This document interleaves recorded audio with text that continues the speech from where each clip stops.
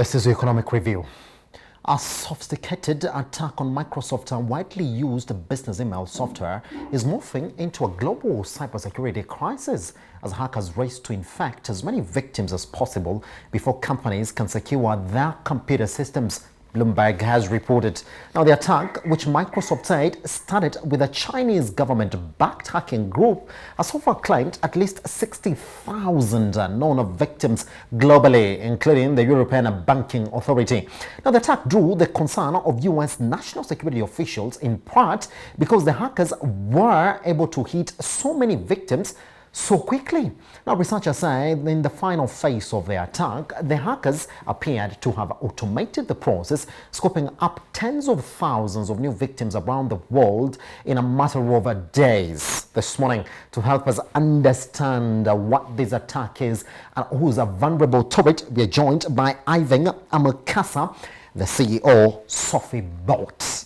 Ivan, good morning, sir. Good morning.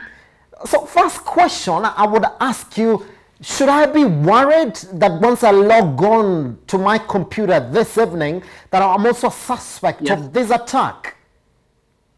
Absolutely not. So this attack was on a specific program called my organization, and you host your own infrastructure for your own email work. Those are the targets that was affected. It's not your personal Outlook account. The people who should be worried are web admins who manage those specific types of systems. So if you have an in-house data center in your company where you manually manage your company's emails using Microsoft technology, yes, you should be worried. But then if you're logging, if you're a Microsoft Outlook client, there's no worry for you. This is a system admin problem. Yes, but Ivan, could you take us slowly on that, because we're trying to learn that technical language you're trying to use there. Well, we do know that this is a Microsoft-based. Is it an email system that we're talking about, Ivan? Yeah, so it's not in-house in Microsoft. So Microsoft sells this product to businesses. Yes. When you set up an email account, you're not managing your own email infrastructure. That means like a data center where the racks and racks of computers where they manage this service. So in this context, when you're opening an Outlook account, you don't manage that. Microsoft manages it. This is specifically for businesses and organizations where the organization itself manages and runs its own email infrastructure. Basically, they have computers hooked onto the internet so that they manage email servers. So the same way you have Windows on your laptop or at home, this servers run something called Microsoft Windows Server. That's the operating system to run that type of infrastructure. And on top of that, you could add something called Microsoft Exchange to manage emails. So rather than you buying emails or using Google or Microsoft emails with their own infrastructure, you're using your own technology to manage emails for your own company. Company accounts, so you have custom accounts. And what happens and how Outlook is involved is for the clients, for actual employees and workers in that company, for them to access the emails, even if the email is part of the company domain, they needed to log into that email with Outlook.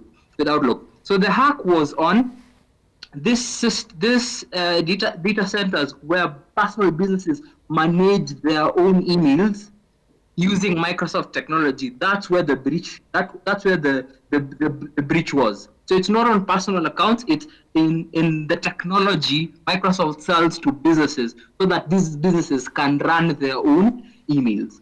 Pretty much. All right, now let's see what the scan has been so far, Ivan. There's 60,000 organizations already affected. When you're talking about an attack, how, on a scale, when you're talking about 60,000 organizations, how large is that, and how popular is this Microsoft product? Yes. Yeah, it's very popular to aside specifically targeted towards businesses, private law firms, and state departments that actually need to run their own on-premise email infrastructure. And yeah, it's very damning. And how they did it was they found they found a vulnerability no one else knew about, not even Microsoft knew about, in that specific technology, so that they could gain on to the access. They basically looked at how people log in into the email servers, like these administrators, how they log in, and found a way to do that and get access to people's accounts. And what they did after they already infiltrated the infrastructure, what they did is set up something called web shells. That this is programs that let them remotely access it. So the next time they come in, they're not starting that vulnerability, not like attacking that vulnerability again. They've already installed backdoors onto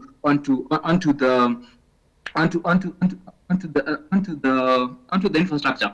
But one thing that it shows is there's an insistence among other organizations and a lot of CIOs to manage their own technical manage their own server space, and that comes with the added responsibility of managing their own security. And at this point, they are ill-equipped to this level of sophisticated attack because it's not anything they could do. It's they targeted code Microsoft themselves root.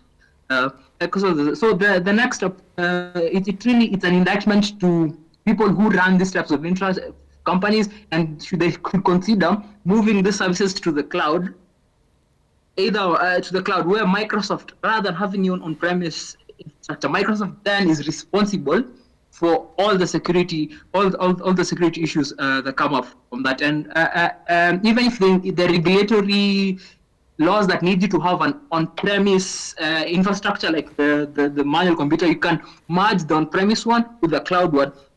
That way of setting that security responsibility to better equipped Microsoft, the Microsoft security. Yes. So far, they've released a patch. Patch is updated the software on the Microsoft technology so that no one can keep using this vulnerability.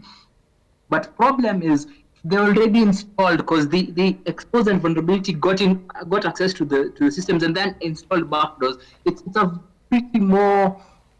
pretty more involving to now find the backdoors and check if the systems are involved, and that's a bit more intensive. So once they've done this type of audits and make sure that there are no web shells in the program, you should consider merging the two, having an on-premise and a cloud infrastructure, and always keeping the software updated. But in this case also, as you can see, Microsoft have released a patch fixing this vulnerability, but still there may be targets who have backdoors installed onto their system. So it's a pretty big indictment for most web admins and IT pros out there to consider moving a lot of the bulk of what they do to the cloud, in that way of setting many of the security concerns they have to Microsoft. Pretty much. Last question I've got for you, Ivan, on that. I mean, when we hear that already 60,000 organizations have been affected, we start to think about locally, how strong are our organizations, especially, or our IT functions in the country to withstand such kind of attack? Yeah.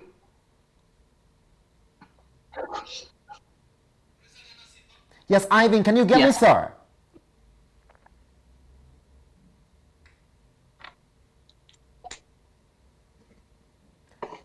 Ivan, can you confirm whether you can get me?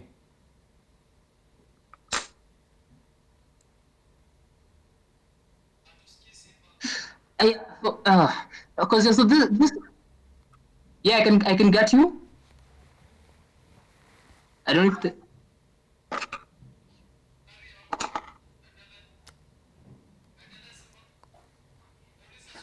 So Ivan, what I was saying Ivan, you can go on, sir. We're pretty fortunate.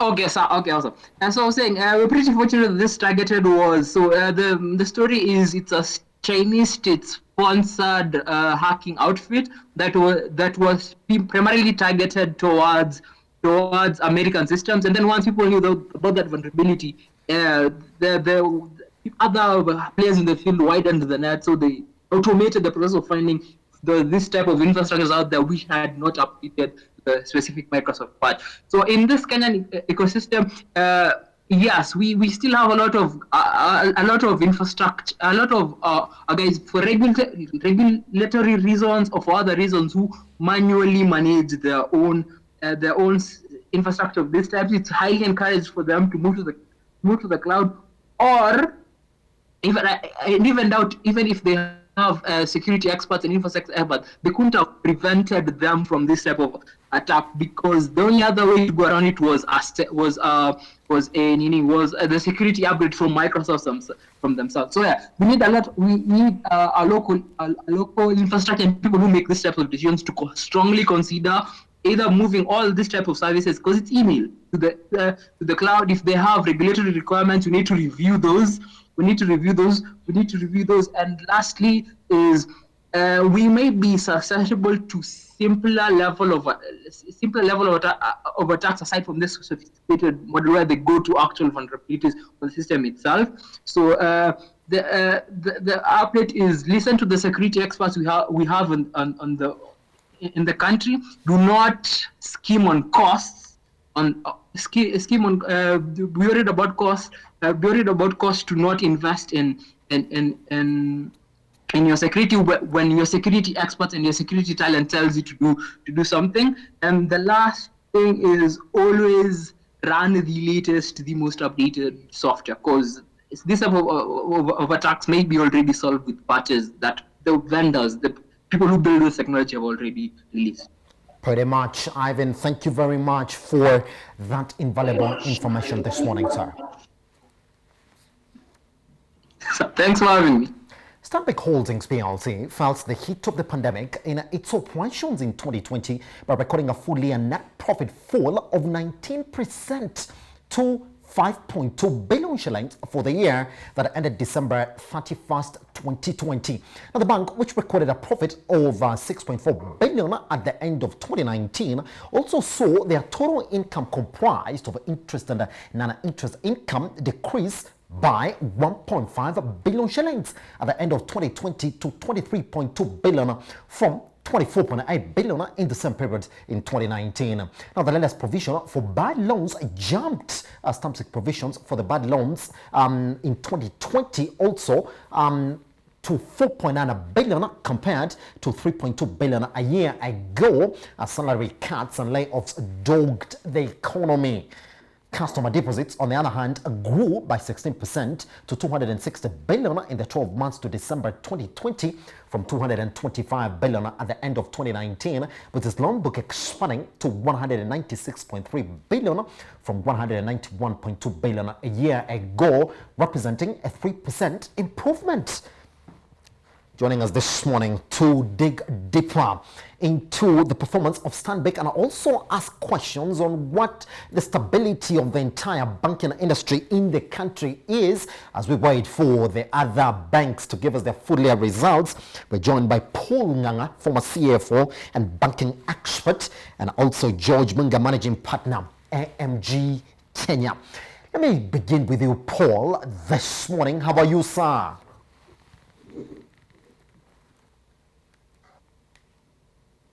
Paul, good morning. Can you get me, sir? Can you unmute your mic, sir? Oh, sorry. Yeah, I get you well. I can see you clearly. Yeah. Fantastic. Let's begin on that as well. Is Stanbic's full year performance a telling sign, therefore, Paul, that, well, despite the effects of the COVID-19 pandemic, banks have figured a way to work within it? Yeah, I think this is a most interesting time for banks, especially, and I don't envy the CEOs and the CFOs for banks in this particular year. Yes. Things have been very difficult, and as you can tell, it's only banks that had put a lot of things in place that will come out of this unscathed. I can't remember any time in history when we had so many banks issuing profit warnings as this time. But you'll note that there are some banks, even if their profits are going to reduce, they will still make some profits. Some of the banks have invested in a lot of digital technology, and these banks, you'll see, their results will not be significantly lower. Some of these banks have not issued a profit warning. I'm thinking of Equity Bank, PCB, and some of these banks which are very technology, where they allow their customers to let's say withdraw cash in the agents and things like that. So because of that, they have moved their fixed costs to variable costs, such that whenever there's a problem like this we are facing, transactions will be lower, but these banks do not carry fixed costs. They're only carrying variable costs. And because of that, their profitability will not be very much affected. So you find that even if profits will be affected, some of them will still make money. But the banks which have not been putting infrastructure in place for the last several years are going to have a hard time. Yeah. Pretty much. George, let me bring you in as well as we wait to see exactly what we have left. George, is it a testament again that, well, despite the pandemic, therefore, banks have found a way to operate within it? Well, you can look at that drop and say, well, it's 19%, but at the end of the day, George, well, it's a profit, albeit the figure that it has dropped by.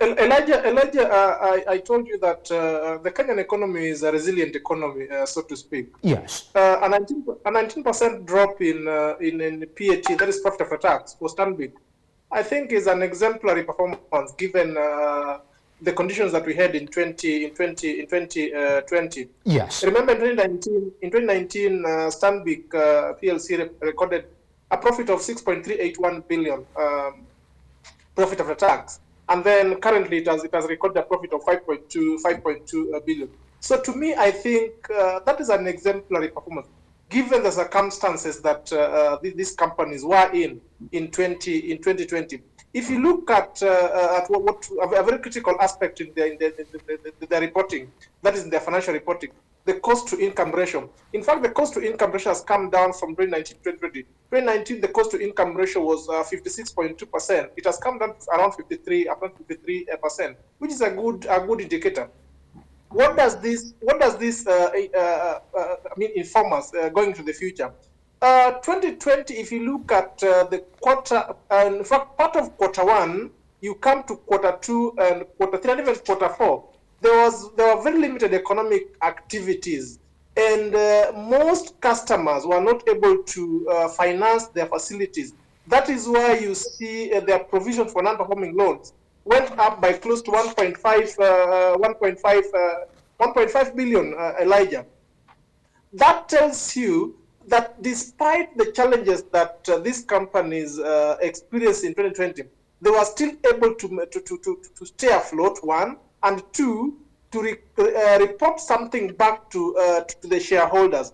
If you look at their liability, that is the customer deposit, that parameter in itself went up by around 16%, which is a good indicator, meaning that most customers were able to maintain their liquidity with the banks, and therefore as they roll out in 2021, they are able to lend more into the economy. Remember also that the central bank had reduced their cash reserve ratios to around 4.2%. This also increases the amount that these lenders can push into the market. So I foresee a better 2021 compared to 2020. So for me, Elijah and Natasha, I think this is an exemplary performance, given the circumstances that these companies were in 2020. I would have expected worse performance given what we had in 2020. But a profit of 5.2 billion, Elijah, from 6.4 billion, I think is fair.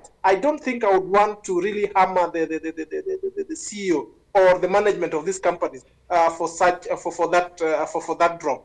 It just simply means that going into 2021, these companies are likely to rebound back and even report better results.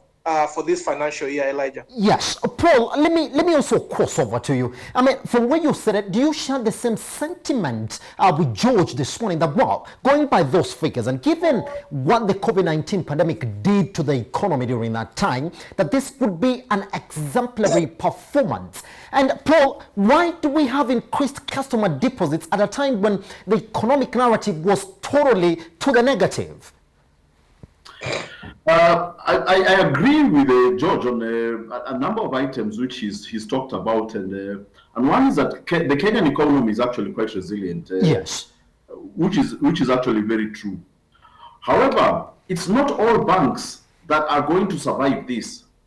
It's only banks who have made use of technology, who have reduced their costs. George talked about cost-to-income ratio. It's a very, very, very important indicator of banking efficiency. yes. Those banks whose cost-to-income ratios are still high, those banks who have very high fixed costs, banks who cannot manage their credit books, their lending books, those banks are going to have their capital eaten out by non-performing loans. And once your capital is eaten out by non-performing loans, you find that there are problems with shareholders trying to put in more capital. So you find that not all banks will actually come out of this this situation properly. There's some, one or two maybe, will not come out of this. Unless they merge, they may collapse. I think that's one thing. However, the other thing you mentioned is a very interesting observation, that deposits have gone up. Yes. And I don't expect it will not only be for Stanbic Bank. For most banks, you'll find that the deposits have actually gone up. Very strange. It means that there's a section of this economy which are actually doing well. Safaricom is a case in point. Done very well. I hope to see their financial results at the end of the year and see how they've performed. There are definitely organizations which are doing well. Another thing that could have increased these deposits could be from diaspora returns, Yes. funds sent from the diaspora coming into Kenya, and people waiting to see, before you actually invest your cash on anything, before you import those machinery that you wanted, before you do this, people are waiting to see how this will turn out. So when all this cash is conserved, you find that some of these bank deposits will actually increase, as we've seen with the Stanbic Bank. But we have to see the results of these other banks. And I'm very surprised. There are some banks which have been the leaders in releasing their results. By the first week of March, we have lots of banks who have released. Equity, KCB Corp, most of those have released by first week of March. I don't know what's going on right now, but maybe they're just having very, very intense discussions with auditors at the moment. For sure, that's what's going on. But once we see most of the banks, then we can actually see and get a better picture of what will be there. Pretty much, because that's exactly what I want us to look into once we come from this break, because we do know in that list of the companies that are on our local books that have already given us profit warnings under the banking industry, we do have I&M, APSA, Cooperative Bank, and CBA already leading that list of the companies that have already issued a profit warning as we wait for their full year results to come by. Gentlemen, we take a short break. Once we come back, the question is going to be, George, are we being overly optimistic about the performance of the banking industry in 2021 if banks like Equity have already extended another 3-year moratoriums to anybody who thinks that they cannot pay their loans, and already 35% of the loan book has been deferred for another 3 years once we come back?